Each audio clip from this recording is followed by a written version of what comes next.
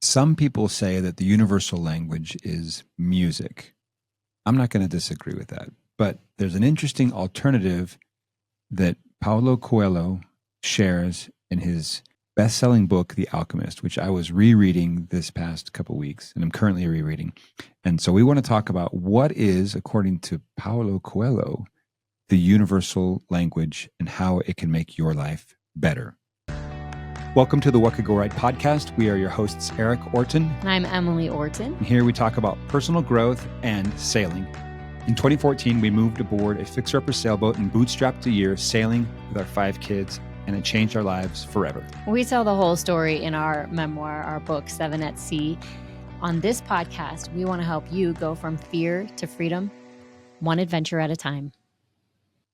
Quick backstory. I'm flying to the Virgin Islands to do a sailing trip, and I like to bring a book along to read because sometimes I have time at night in my cabin, and I like to relax with fiction. And in this case, I wanted to bring something that was easy and fun and encouraging. So I brought The Alchemist, which is one of my favorite books. You may have read it as well. If not, I highly recommend it. And it is a multi-international bestseller. It's, all kinds of famous people have just raved about it. And so anyway, for good reason, because it's a really beautiful and inspiring book. And I pulled it out of my bag, tucked it into the seat pocket in front of me so that I could read it at some point during the flight. Got off my flight in JFK, went to get my connection. And then from JFK on my way down to St. Thomas, wanted to read my book and realized that I had left it on the first leg of my flight. So I was super disappointed because I really wanted to read it. But somebody was pretty excited because they just got to have a life-changing experience where they encounter the alchemist. With all of my notes and underlining. So lucky them. So anyway, I found a PDF copy online that I was able to read, and I went straight to my library app and was able to reserve a copy that Emily picked up for me and brought with me when she came out for the sailing trip that we did together. So anyway, I've been reading it off and on the past couple of weeks, and I want to share something with you about the universal language. Now, if you don't, quick recap on the story. It's about a shepherd boy named Santiago, and he cares for a flock of sheep in Spain. Undescript time period. We don't know when this is, but let's just say it's 100 years ago because it's fairly vague.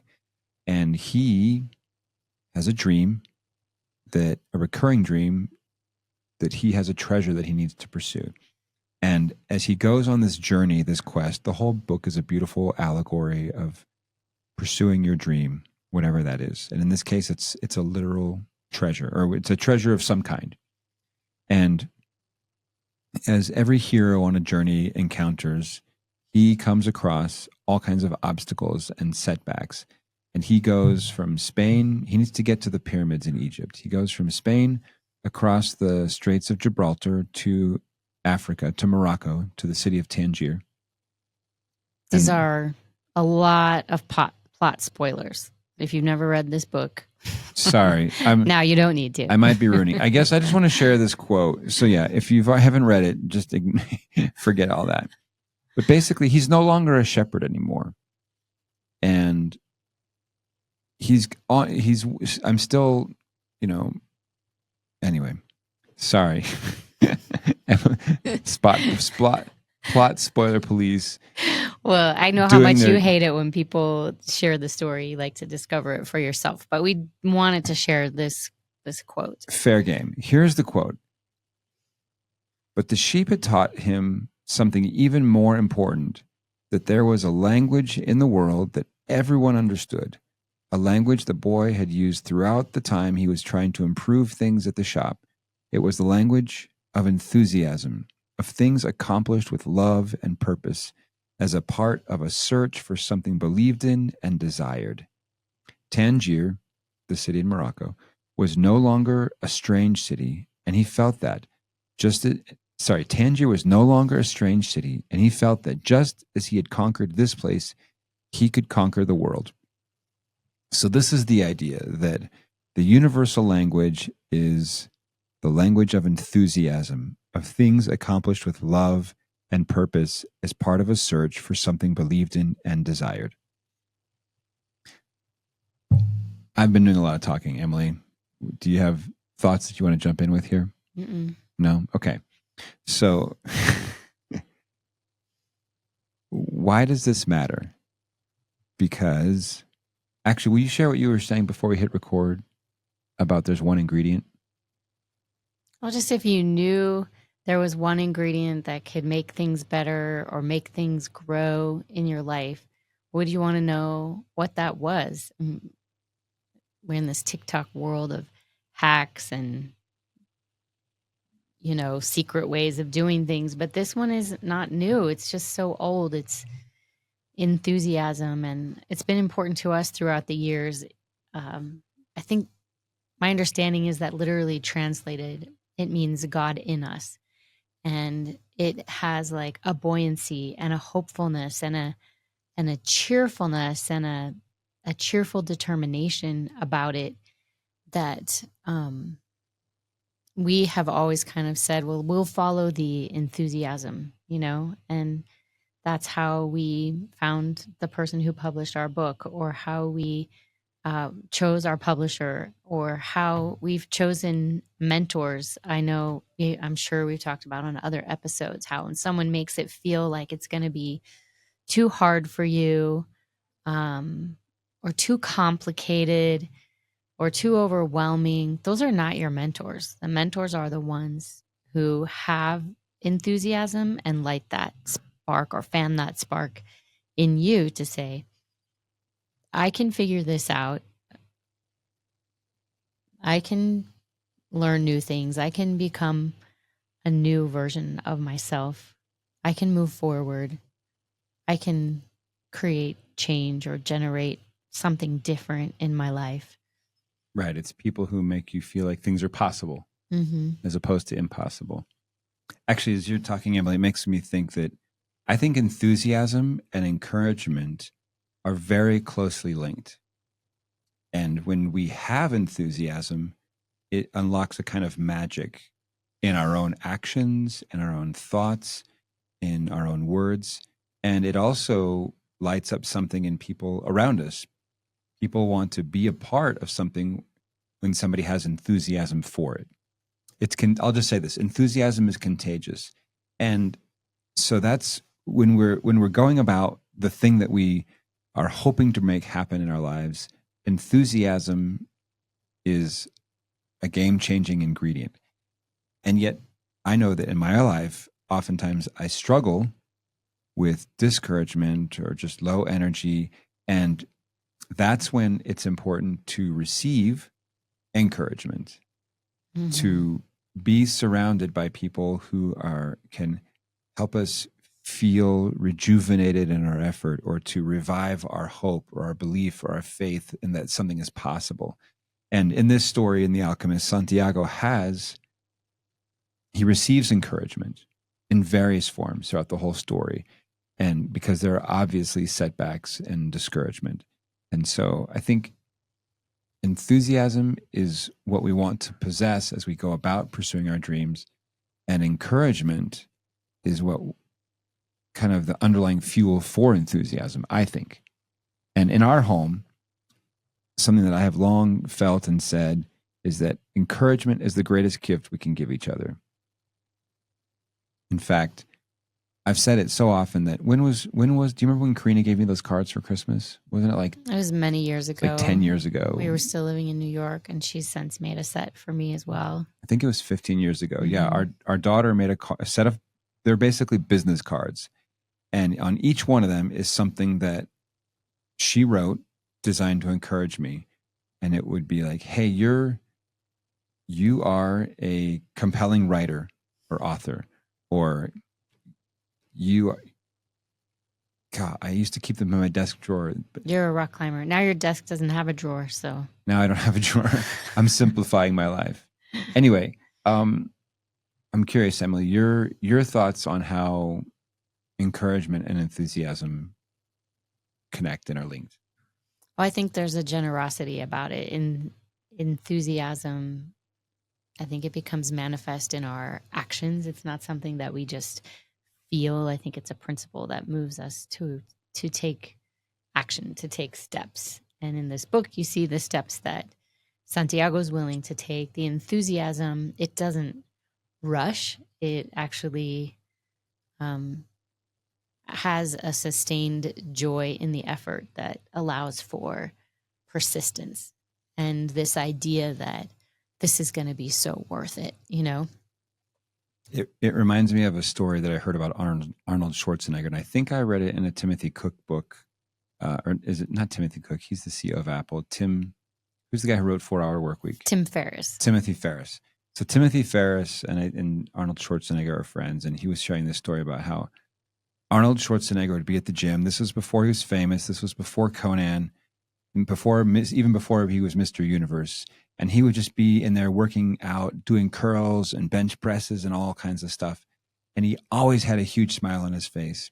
And people would come up to him and say, Arnold, why are you so happy all the time? Why are you always smiling? And he says, every rep gets me closer to my dream. Mm-hmm. And every bench press, every curl, every repetitive motion in the gym, and he would take acting classes at night, but all these things that he was kind of grinding out, he could go about them with enthusiasm because he would see them in the context of pursuing his dream. And so he was enthusiastic about even the stuff that didn't feel glamorous, I guess, sort of just the steady grind away work of making something pretty spectacular happen. And I think by any measure, Arnold Schwarzenegger has just succeeded in so many aspects of life, entertainment, fitness and health, politics. I don't know a lot about him. It's not like I've read a biography on him. I just know this one story, and then but he just don't come after us. Yeah, I just think from what I know about Arnold Schwarzenegger, he's accomplished a lot, and I think he continues to be an enthusiastic guy. So you talked earlier about how, though you want to have enthusiasm and that's what feels best, oftentimes you actually experience discouragement, or you also refer to it as low energy. And you talked about the need to revive that and refresh that enthusiasm. So what are some of the ways that you revive and refresh your enthusiasm? And I can share some as well. Okay. First of all, I want to clarify something about enthusiasm. And because you're talking about low energy, I think enthusiasm does indicate a higher energy, but it's not spazzy. It's not like frantic, bouncing off the walls kind of energy. It's just a positive, steady upward lift of purpose, I think. And so it's not about being hyper. It's just about being steadily positive, which can be hard to maintain for any person, certainly myself.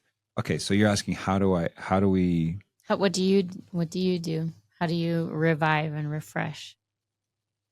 That's a great question.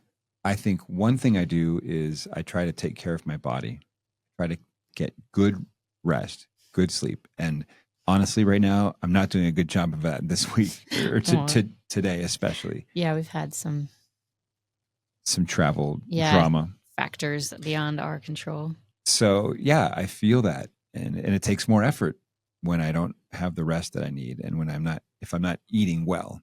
So good rest, good diet, good exercise are like baseline for me. And then I will also say trying to make sure that my most important relationships are on solid ground. Makes everything easier. Yeah. So I like to attend to that. And then for me, another one is just to journal. No surprise there. I love journaling, and it's a way to organize my thoughts and my feelings. And even if there's still challenging thoughts or challenging feelings, at least I can articulate them. I understand them more, and that makes them more manageable. And I like to read things that inspire me and that help me catch a vision Oftentimes reading somebody else's inspiring story or even watching a movie about somebody else who's doing something inspiring helps me feel revived in my own quest. And then lastly, I'll say that I like to listen to music that will help me feel encouraged. And maybe that goes back to what we are saying at the very, very beginning, that the universal language is music, according to some people, and I don't disagree with that. I think that we can speak unspoken things. We can say unspoken things through music that we can't say with words. And I think because it affects kind of the energy that we are operating at. And so to kind of lift myself up, I seek out music that helps me feel encouraged and enthusiastic. Nice. That's my list. I have a lot of this similar things on my list, and yeah, it's been challenging to get to a lot of those in this past week. Movement and diet and all of that stuff has been tricky. Relationships have been tricky. Given the distance and the obligation of the sailing weeks and the travel and everything. Journaling helps me as well, and music can help. I forget about it. I don't tend to just like go straight there, but then when I hear something that I really like, it does help. I think connecting with friends is a big one. People who really know you and love you no matter what and want to hear your stories and are happy to talk about nothing and just be together that's really good. And I think, hugs, that helps too. I love talking to our kids. Those kind of things do help encourage me. And a lot of times my friends can see they see my weaknesses, but they also can see my strengths more clearly than I can. And so then they say encouraging things to me and let me know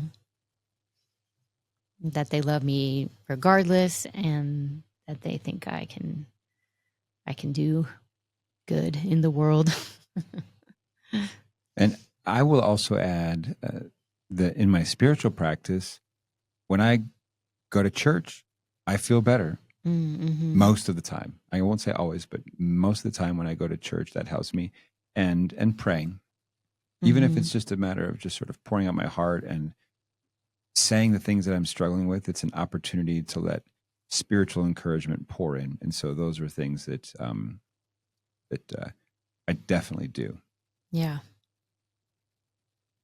Well, hopefully this helps you if you are feeling like you're flagging a little bit and you need some encouragement, or you're recognizing, wait a minute, I might be actually low on enthusiasm and where can I recharge?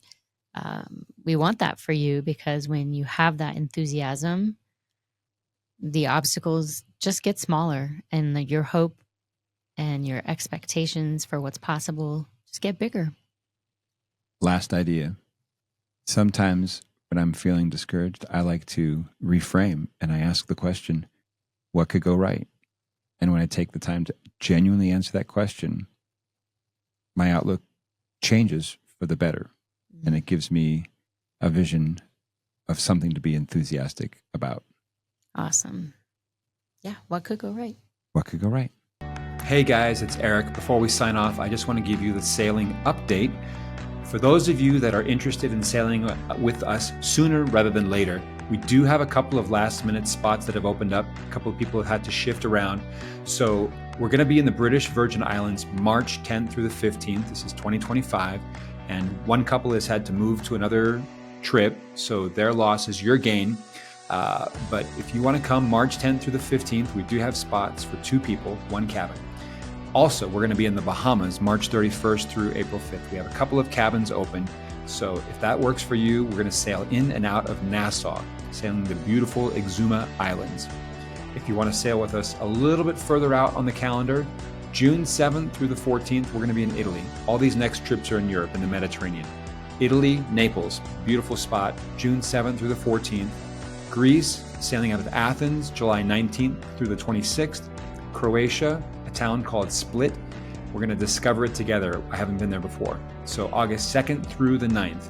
So you can hop on one of our spring trips to the BVI or the Bahamas, or you can join us in Italy, Greece, or Croatia. Just shoot us an email, hello@theawesomefactory.nyc, or ping us on social media, DM us, and we'd love to hear from you and hopefully welcome you aboard.